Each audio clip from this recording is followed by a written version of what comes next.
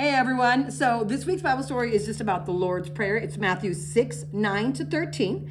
And so the first activity we're going to make is this little, I haven't colored this one, but it's folded. So it's our little Lord's Prayer training guide. This just kind of walks them through it. So basically you'll give them a sheet and then you're going to have them color it. And then it's not hard, but it kind of seems like it is a little bit. So what you're going to do is you cut that part off because it's extra. And then you're going to fold it in half. And there's a line there. And then you're just going to fold on each line. Because it's easier if you fold it before you cut it and try to put it together. So you're going to fold on each line so it's folded. Now I'll show you with this one because it's prettier. And so I've got it folded, and then I'm going to fold it in half, the lengthwise. And then there is the dotted line. So you're going to cut on that dotted line.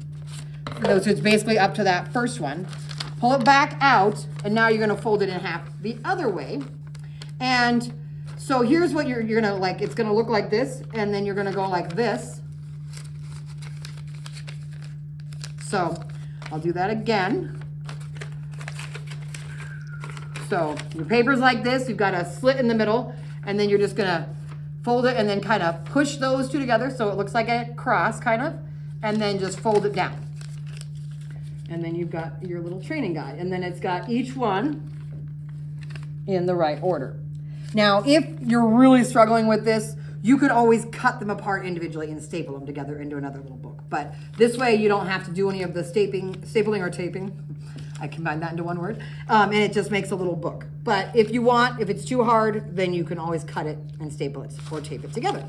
So that's just a little guide. Now, make sure that when you're making this and talking about this, that they understand that this is just a guide, that this is not the only prayer that they can ever say, that it's just a guide. A lot of us have a hard time talking to God or knowing what to say, and even the disciples did. And so they asked Jesus, how do we pray? And so Jesus gave them this as an answer. Now, Jesus wasn't saying, this is what you say ever. It's the only thing you can pray. He was giving it as like a sort of a guide. So, the first thing is, to honor God and to just acknowledge him for who he is, and to, ask for what we need, ask for things for others, and ask for, forgiveness and for help against temptation. So that's all kind of summed up in here. So it's just kind of like an outline of like kind of the stuff that you should touch on when you pray.